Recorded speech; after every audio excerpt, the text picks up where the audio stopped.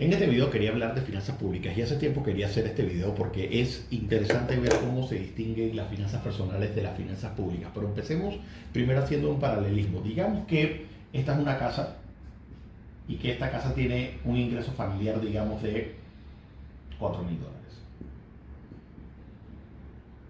La pregunta es, basado en estos ingresos, ¿cuáles deberían ser los gastos? Si esto fuese finanzas personales y esto fuese una familia, lo primero que uno debería ver es, no debería gastarme más de estos $4,000 mensuales que yo estoy teniendo de ingresos. Entonces, digamos que esta familia se está teniendo en gastos, entre pago de la casa, pago de los gastos importantes, entretenimiento, etc. Esta familia se está gastando $3,500.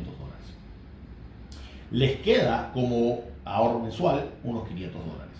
Ahora, ¿qué se debería hacer con esos $500? Vuelvo y digo, si esto fuese un video sobre finanzas personales, estos $500 deberían irse para, empezando haciendo un fondo de emergencia. Cuando ya está esto fondeado, se debería hacer un repago de la deuda.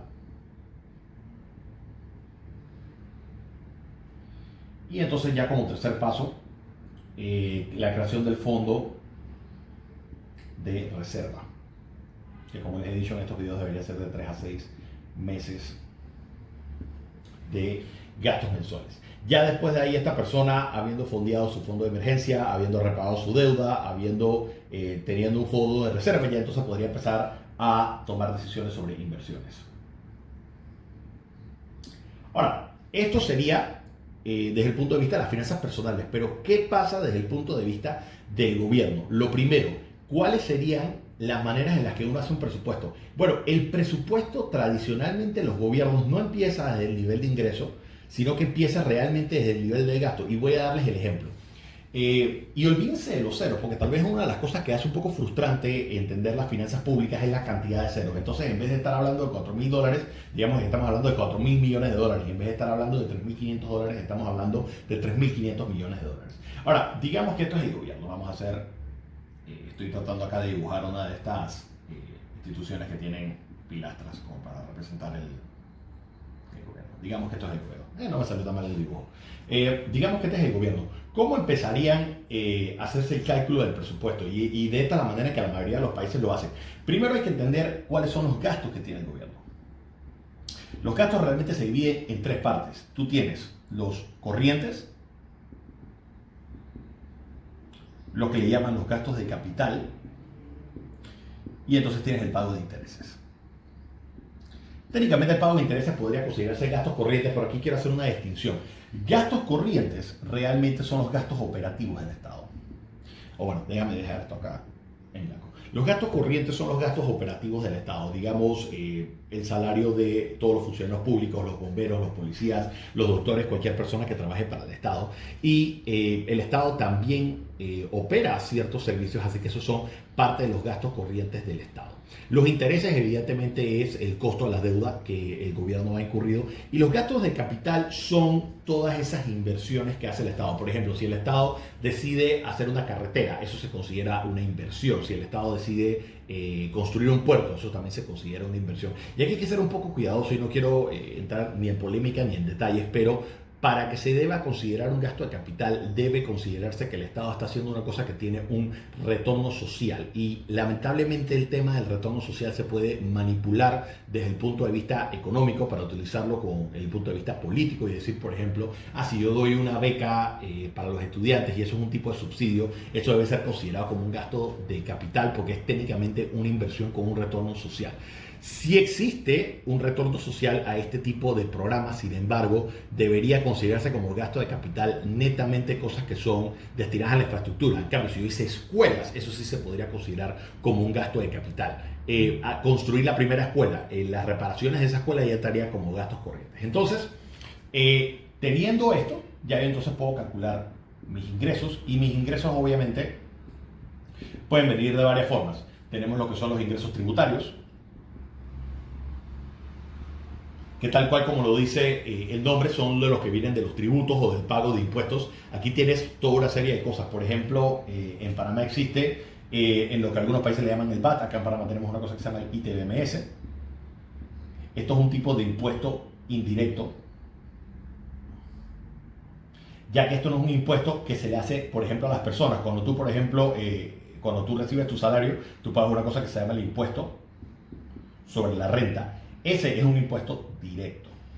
Porque eso es un impuesto que te están cobrando directamente a ti, que eres el que está haciendo la actividad productiva. En cambio, el ITBMS es un impuesto indirecto porque pese a que lo pagas tú, el impuesto no lo tienes tú, sino el artículo que estás comprando. Si vas y compras una soda y la soda tiene ITBMS, tú estás indirectamente pagando el impuesto que tiene esa soda. Entonces, cuando uno quiere ver los ingresos tributarios, uno lo puede separar de dos maneras, lo que son los directos y los que son los indirectos. Los indirectos son los que tienen las cosas, los impuestos directos son los que pagan uno, ya sea persona natural, que es cada uno de nosotros, o una persona jurídica, que son las compañías.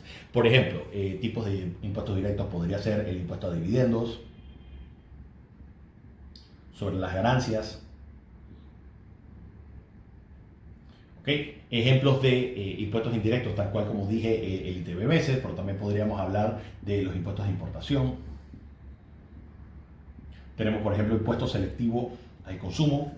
Muchas veces hay algunos tipos de artículos que tienen un impuesto especial, como por ejemplo, esto es muy común cuando vemos los cigarrillos tienen este tipo de impuesto, la gasolina tiene este tipo de impuesto, el alcohol tiene este tipo de impuesto. Entonces, esa es una manera de calcular cuáles van a ser los ingresos que tiene el Estado. ¿Qué otro tipo de ingresos podría tener? Bueno, el Estado recibe ingresos de las acciones que tienen en las diferentes compañías. Por ejemplo, en el caso de Panamá, el Estado es accionista en muchas empresas y evidentemente al ser accionista está recibiendo ingresos de eso. Así que aquí podemos poner ingresos de utilidades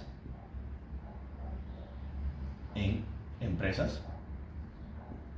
El Estado también puede directamente ser dueño de una empresa y no solamente estar recibiendo ingresos en los dividendos, sino que él también podría estar participando en una actividad. Entonces él recibe ingresos de eso, como por ejemplo el Estado muchas veces puede ser cobrar algún tipo de impuesto especial que no necesariamente es un tributo. Se le puede llamar cánones, se le puede llamar de alguna otra forma. Por ejemplo, cuando la Autoridad Marítima de Panamá cobra impuestos sobre el alquiler de algún espacio marítimo, eso es un canon de arrendamiento que está cobrando el Estado. Eso no es necesariamente considerado un tributo, pero es un ingreso para el Estado. Teniendo eso en cuenta, la diferencia de esto podría darnos positiva o negativa, ¿no? Entonces, si nosotros tenemos que la diferencia entre esto, la diferencia entre mis ingresos y mis gastos, todos estos incluidos, es positiva, yo tengo algo que se llama un superávit. Cuando esto está uno igual al otro, se llama un balance fiscal. Y cuando yo tengo que esta diferencia es negativa, esto quiere decir que yo tengo un déficit. Entonces la pregunta sería la siguiente. ¿Los estados normalmente están en déficit, en balance o en superávit? Esto va a depender de cada uno de los países. En el caso de Panamá, por ejemplo, nosotros tenemos un déficit, es decir, que la suma de todos los gastos es superior a la suma de todos los ingresos que está recibiendo el Estado. ¿Eso es bueno o eso es malo? Entonces, aquí es donde nos desviamos bastante de cómo el Estado se administra de una manera diferente a la persona.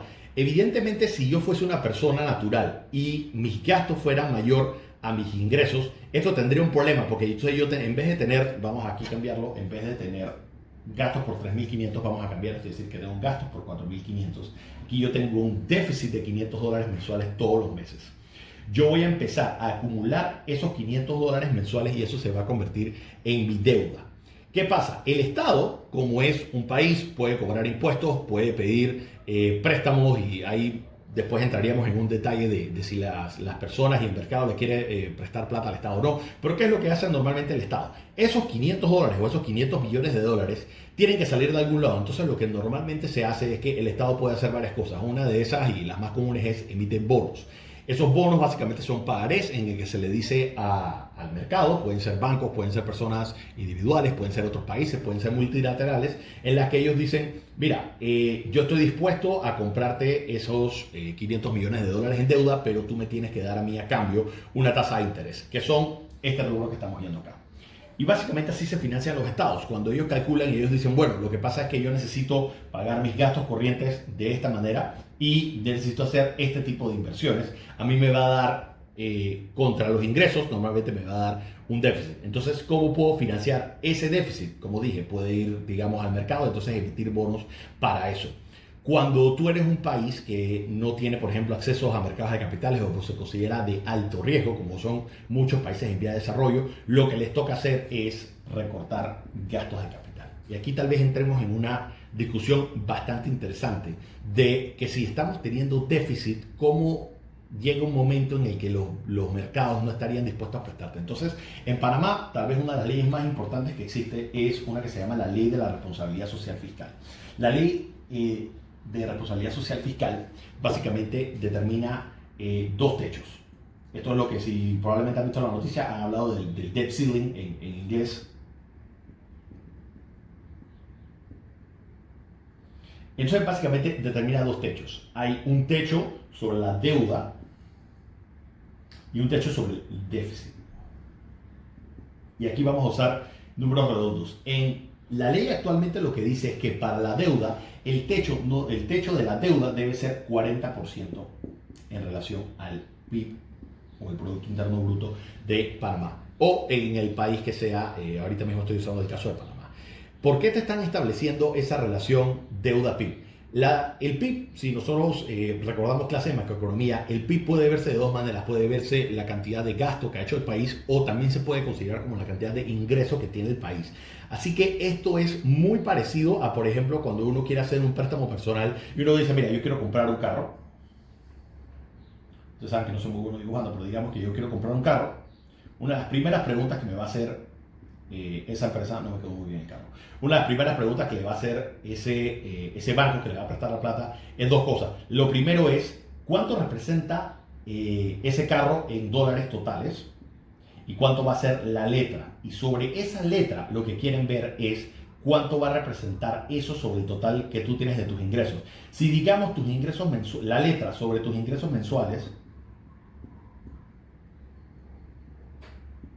es un número de, digamos, 60%. Lo más probable es que no les hagan este préstamo. ¿Por qué? Porque significa que después de este 60% solamente tienes 40% de tus ingresos para que tú vayas a pagar cosas como tu casa, la comida, digamos, la misma gasolina y el costo de mantenimiento del carro. Entonces lo más probable es que digan que tú eres una persona de alto riesgo. Hay una de dos: o puedes comprar un carro más económico o simplemente aumentar el abono que le haces al carro para que la letra igual te salga más baja. Pero lo que hay que tratar de hacer es que este porcentaje de la letra sea más bajo en relación a tus ingresos. De la misma manera se hace, o muy parecido, se hace un cálculo con el país. Una de las cosas que están determinando las personas que quieren comprar esos bonos o esa deuda es, bueno, ¿qué tan probable es que esta institución, este banco, este país me vayan a repagar mi deuda? Si, por ejemplo, nosotros tenemos un caso de que la relación deuda-PIB de un país es, digamos, 80%. 80% para un país en vías de desarrollo es una relación muy alta y hay mucho riesgo en este repago. Entonces serían dos cosas. Los intereses probablemente se coman gran parte del gasto corriente y por ende de los ingresos del país, pero también existe una alta posibilidad de que este país pueda entrar en un estado de insolvencia, es decir, que no puedan repagar la deuda en el corto plazo. Hay países que por supuesto tienen una relación deuda-PIB por arriba del 100%. Cuando hubo el problema en Grecia, cuando hubo el problema en España, Portugal, en Italia hace ya casi una década, la relación deuda-PIB de esos países estaba por arriba del 100%. Esto no quiere decir que si la relación deuda-PIB está tan alta no les van a hacer préstamos. Hasta donde entiendo, el techo en la Unión Europea es el 60%. Es decir, que para cada país de la Unión Europea, la relación deuda-PIB de cada uno de sus países no debe ser más del 60%. Y si se dan cuenta, Panamá está por debajo de eso, siendo más conservador. En Estados Unidos, la relación deuda-PIB está por arriba del 100%. Entonces, la pregunta sería, ¿cómo es que Estados Unidos está consiguiendo financiarse si está teniendo una relación deuda-PIB tan apretada? Y Estados Unidos sigue siendo considerado un país AAA, es decir, del mejor riesgo posible. De hecho, se considera que es libre de riesgo. La razón por la cual eso es así es que históricamente Estados Unidos jamás ha dejado de repagar la deuda. Eso no quiere decir que esto sea un indicador preocupante. De hecho, muchas personas, especialmente el Partido Republicano y muchos otros conservadores que están dentro del Partido Demócrata, hablan de que hay que tratar de minimizar esto, que es la deuda. Si nosotros queremos entonces analizar la deuda de nuestros respectivos países, esa es información evidentemente pública y se puede buscar en cada uno de los de ministerios del Tesoro, o ministerios de Hacienda, o Ministerio de Economía de cada uno de los países y poder encontrar cuánto es la deuda total de los países. Pero entonces seguimos. Ese sería, digamos, un primer techo. El segundo techo, ¿cuál sería? Sería sobre ese déficit que se está acumulando cada año. Nosotros si tenemos ingreso, gasto, aquí nos va a dar un número. Si este número es negativo, vamos a decir 200 millones de dólares. Si ya nosotros teníamos una deuda de 1.000 millones de dólares, ese déficit pasa a ser parte de esta deuda, entonces tenemos una deuda de 1.200 millones de dólares. Asumiendo que no se hizo repago de principal en ningún momento, solamente se hizo pago de intereses. Pero al final yo voy a estar agregando de mi déficit a mi deuda. Entonces nosotros tenemos que de cierta manera controlar que este déficit no se pase, disculpen, que esta deuda no se pase, y de la misma manera esto no puede seguir creciendo al infinito, así que hay algo que nosotros tenemos que tratar de hacer. Entonces, en Panamá la ley de responsabilidad social fiscal lo que trata de hacer es apretar cuál sería el tope de esto. Y este tope también está basado en el PIB, básicamente es un porcentaje del PIB. Originalmente lo que la ley decía, y digo originalmente y voy a dar un par de detalles de por qué eso no ha sido el caso, originalmente era la relación deuda déficit-PIB no puede ser más del 2% y tiene que haber un compromiso en que esta relación debería ir bajando progresivamente hasta llegar a 1% y llegar hasta 0.5%. Eso en Panamá lamentablemente no se ha podido cumplir y hay diferentes razones por las cuales eso ha pasado, pero lo que te prevé la ley de responsabilidad social fiscal es que hay que tener un límite máximo del déficit para que basado en ese límite máximo del déficit se haga el presupuesto. Entonces vamos a simplemente hacer un ejemplo de cómo a grosso modo se debería estar calculando entonces el presupuesto del Estado. Lo primero, tú tienes los ingresos que no se calcula de manera independiente. Esto puede ser básicamente una proyección de cuánto va a ser la recaudación tributaria y eso evidentemente también tiene que ver con la actividad económica. Pero vamos a mantenerlos ahí. Por un rato vamos a decir que esto es X. Entonces nosotros tenemos nuestros gastos. Esta, de cierta manera, es un poco más fácil de calcular porque nosotros sabemos cuántos son los gastos corrientes del Estado. Simplemente podemos buscar cuáles son los gastos actuales y sabemos cuáles son los gastos corrientes para el futuro. Tenemos los gastos de capital. Como dije, estos gastos de capital probablemente son los proyectos que quiere hacer el Estado. Si el Estado quiere invertir en un proyecto de infraestructura grande, esto probablemente entra acá. Y evidentemente también podríamos tener los gastos corrientes. Disculpen, no los gastos corrientes, sino el pago de intereses. Entonces con esto ya definitivamente podríamos calcular cuántos son los gastos totales. Ahora, esto, evidentemente nosotros podemos llegar a un déficit. Entonces la pregunta es, ¿cuál es lo máximo que debería ser el déficit? Entonces, el déficit puede ser 2% de lo que sea que estemos calculando. Así que digamos que el PIB es de 100 mil millones de dólares. La manera de ejemplo, el PIB de Panamá está aproximadamente como en 80 mil millones de dólares. Digamos que 100 mil millones de dólares, nada más para tener números redondos, ¿cuánto es lo máximo que yo podría tener de déficit? Correcto, yo podría tener 2 mil millones de dólares de déficit. Entonces, si ya yo sé cuántos son mis gastos, y digamos que mis gastos van a ser 12 mil millones de dólares, yo sé que mis ingresos deberían ser 10 mil millones de dólares para que entonces me dé ese déficit de 2 mm. Ahora, esto se pone un poco más complicado porque ingresos ya yo sé qué es. Ingresos no es una variable dependiente. Ingresos ya yo sé cuánto podría ser y cuánto podríamos calcular. Así que digamos que yo sé que realmente mis ingresos van a ser 8 millones de dólares. Aquí tengo que hacer un ajuste porque evidentemente esta resta da 4 mil millones de dólares. Así que yo no podría cumplir con la ley de responsabilidad fiscal en ese caso. Entonces, ¿qué es lo que yo tendría que recortar? Yo tendría que recortar de algún lado mis gastos.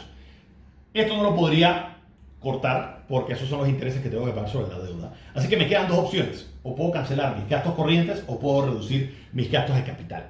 no existe una regla que diga que esto tiene que tener algún tipo de proporcionalidad. Como quien dice, bueno, de mis gastos no intereses deberían ser 60% corrientes, 40% de capital. No existe una regla que lo hable de esa manera. Así que lo que normalmente acaba pasando es, bueno, esto se acaba reduciendo para que esto pueda netearse. Entonces, se debería cortar, nada más a manera de este ejemplo, se recorta por $2.000 millones los gastos de capital, se mantienen los gastos corrientes y entonces ahí sí estaríamos cumpliendo con la ley de responsabilidad social fiscal. ¿Cuál es el problema con eso? Lo que pasa es que cuando tú haces gastos de capital, esos gastos de capital al final son inversiones que está haciendo el Estado para aumentar la productividad del país. Llámese nuevas carreteras, algún tema, alguna inversión pública en hospitales, en educación.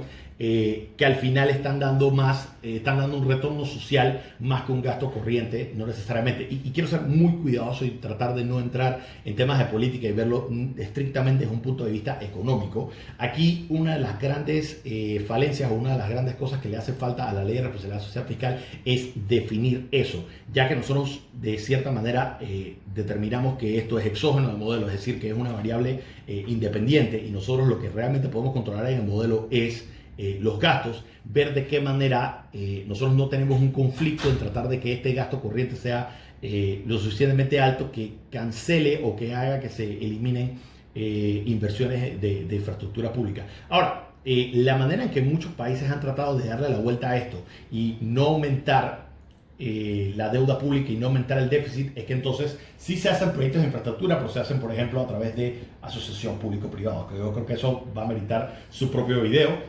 También hay otros tipos de modelos que hacen tipos de financiamiento, lo que dicen, bueno, en vez de el Estado pagando dentro de estos gastos corrientes, lo que hacen es tratar de pedir algún tipo de financiamiento específico para que lo que vaya en ese gasto corriente solamente sean las letras que van para cada uno de esos años y tratan de aplazar. La otra cosa que también puede hacer es que se crean concesiones, que al final las concesiones lo que hacen es que esto deja de estar en la deuda del Estado y eso se vuelve más bien una inversión privada. Hay muchos modelos de esto, como dije, eso puede ser un video solo hablando de esto. Por ejemplo, tenemos el modelo Build, Operate, Transfer, que básicamente un agente privado lo construye, lo opera y después se lo transfiere al Estado cuando ya haya recuperado algún tipo de inversión. Hay muchas veces que este modelo lo modifican un poco y se convierte en un BFOT, que básicamente es Build Finance, es decir, que la persona que está optando por el financiamiento es el privado y no el Estado, lo opera y por último lo transfiere cuando ya tiene un retorno razonable, que es una de las cosas que se define con el Estado. Pero, a grosso modo, esas son las consideraciones importantes que hay que tener desde el punto de vista de las finanzas públicas, que a diferencia de las finanzas privadas, una de las cosas que nosotros sabemos es que en las finanzas públicas sí se permite cierto nivel de déficit, hay que tener estas consideraciones de que ese déficit no puede ser más allá de cierto porcentaje del PIB y que la deuda total, que son esos déficits acumulados, tampoco puede tener un porcentaje que sea mayor al Producto Interno Bruto.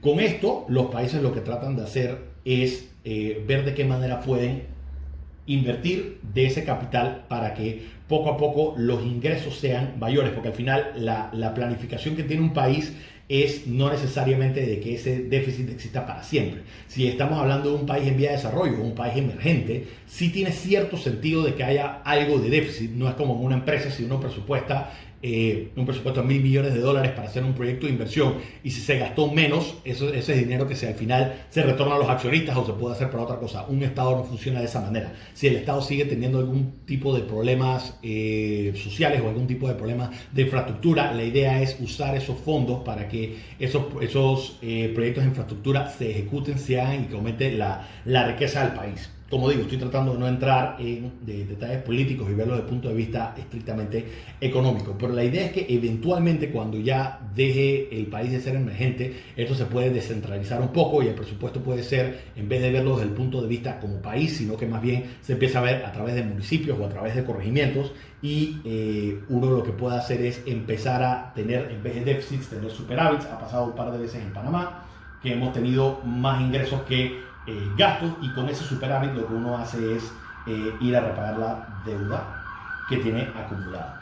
Y vuelvo y digo, no es como en finanzas personales que lo importante es tratar de tener la deuda lo más baja posible. Al final los países se manejan de una manera diferente. Al final los países cobran impuestos, pueden generar tipos de riqueza por otras cosas, como he hablado, de concesiones de recursos minerales o recursos recursos acuáticos, así que se ve muy diferente que a una empresa o las finanzas personales, pero estos son conceptos básicos y genéricos. Probablemente haga otro video porque podría estar hablando horas sobre este tema, pero esta es una buena introducción a finanzas públicas.